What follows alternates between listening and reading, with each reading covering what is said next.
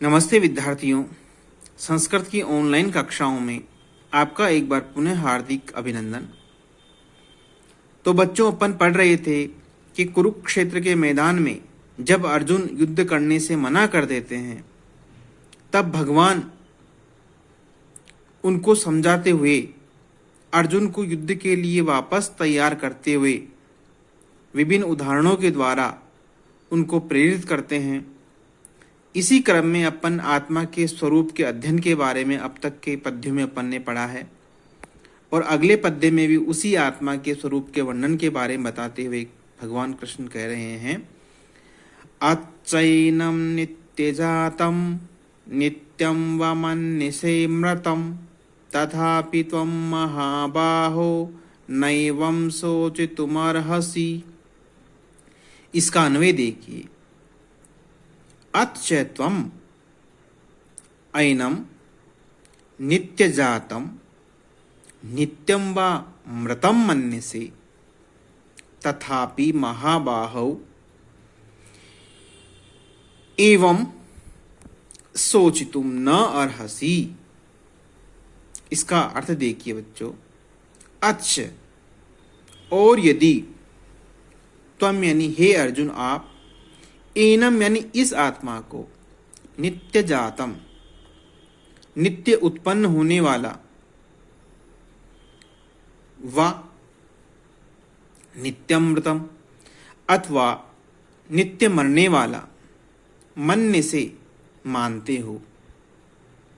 भगवान उसको समझाते हुए कहते हैं कि हे अर्जुन, यदि आप ऐसा मानते हो कि आत्मा का नित्य जन्म होता है और नित्य मृत्यु भी होती है, तथापि फिर भी महाबाहो, हे विशाल भुजाओं वाले योद्धा, हे अर्जुन, एवं इस प्रकार सोचितुम शोक करने के लिए न अर्हसि यानी आप योग्य नहीं हो। इसका अर्थ देखिए, भगवान बताते हैं कि हे अर्जुन, यदि आप इस आत्मा को नित्य जन्म लेने वाला और नित्य मरने वाला मानते हो, तो भी हे महान भुजाओं वाले अर्जुन, इस विषय में आपको शोक करने की तनिक भी आवश्यकता नहीं है। पूर्व पद्य में भगवान बताते हैं कि हे अर्जुन, यदि आप आत्मा को नित्य जन्म लेने वाला और नित्य मरने वाला भी मानते हो, तो भी आपको लेश मात्र भी चिंता करने की आवश्यकता नहीं है। अब चिंता करने की आवश्यकता क्यों नहीं है, उसका उत्तर भगवान अगले पद्य में देते हैं। वे बताते हैं कि हे अर्जुन, जातस्य हि ध्रुवो मृत्यु ध्रुवं जन्म मृतस्य च तस्मात् अपरिहार्येऽर्थे न त्वं शोचितुमर्हसि। इसका अन्वय देखिए, ही जातस्य मृत्युः ध्रुवः मृतस्य च जन्म ध्रुवं तस्मात् त्वम् अस्मिन् अपरिहार्य अर्थे शोचितुम न अर्हसि। इसका शब्दशः अर्थ देखिए बच्चों, ही यानी क्योंकि, जातस्य जन्म लेने वाले की, मृत्यु हो यानी मृत्यु, ध्रुवः निश्चित है। भगवान बताते हैं कि हे अर्जुन, जिसका जन्म हुआ है उसकी मृत्यु निश्चित है। मृतश्च च और मरने वाले का जन्म यानी जन्म, ध्रुवम निश्चित है। तस्मात् यानी इसलिए,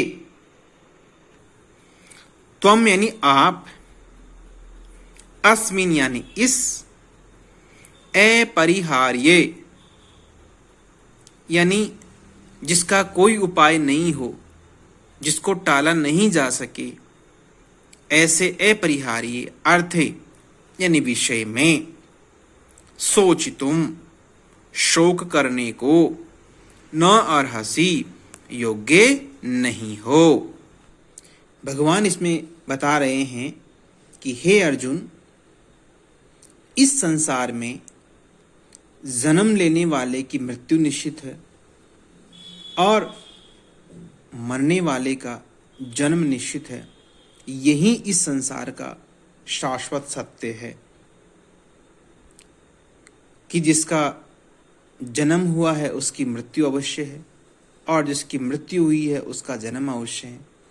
तो ऐसे इस अपरिहार्य विषय में आपको शोक करने की तनिक भी आवश्यकता नहीं है। अपनी बात को स्पष्ट करते हुए इसी क्रम में भगवान अगले पद्य में अर्जुन से समझाते हुए कहते हैं, अव्यक्तादीनि भूतानि व्यक्तमध्यानि भारत अव्यक्तनिधनान्येव तत्र का परिवेदन। इसका अन्वय देखिए, भारत भूतानि अव्यक्त आदीनि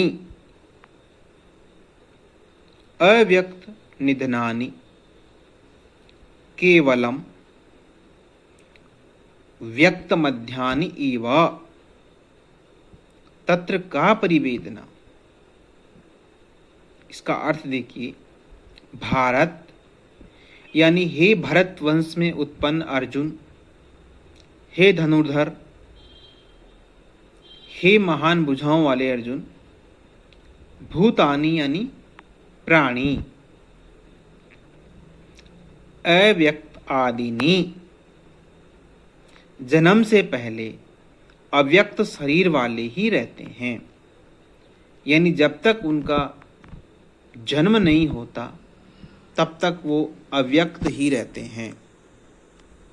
अव्यक्त निधनानि च, और मृत्यु के पश्चात भी अव्यक्त शरीर वाले ही वो रहते हैं। व्यक्त मध्यानि एव, केवल मध्यकाल में ही वो व्यक्त शरीर वाले रहते हैं। अर्थात जब उन जन्म और मृत्यु के बीच का जो समय होता है उसी में ही वो प्रकट शरीर वाले रहते हैं। इसलिए तत्र यानी उस विषय में, का यानी क्या, परिवेदना यानी शोक करना। भगवान बता रहे हैं कि हे भरत वंशज अर्जुन, संसार के जितने भी प्राणी हैं वो जन्म से पूर्व अप्रकट ही थे, यानी देह रहित ही थे, और मृत्यु के पश्चात भी अप्रकट ही हो जाएंगे, यानी देह रहित ही हो जाएंगे। केवल मध्य में अर्थात जीवन काल में ही जन्म और मृत्यु के बीच का जो समय होता है उसी में ही वो दृश्यमान देह के रूप में प्रकट है, अर्थात मूर्तिमान शरीर के रूप में हमारे समकक्ष रहते हैं। तो फिर उस विषय में जिसमें जन्म से पहले अव्यक्त रहते हैं और मृत्यु के बाद भी वो अव्यक्त हो जाते हैं, केवल जीवन काल में एक मध्य काल में वो व्यक्त शरीर वाले रहते हैं, तो फिर उस विषय में आपको शोक करने की, दुख प्रकट करने की हे अर्जुन कोई भी आवश्यकता नहीं है। इसलिए आप इन व्यर्थ की चिंताओं को छोड़ करके युद्ध करिए।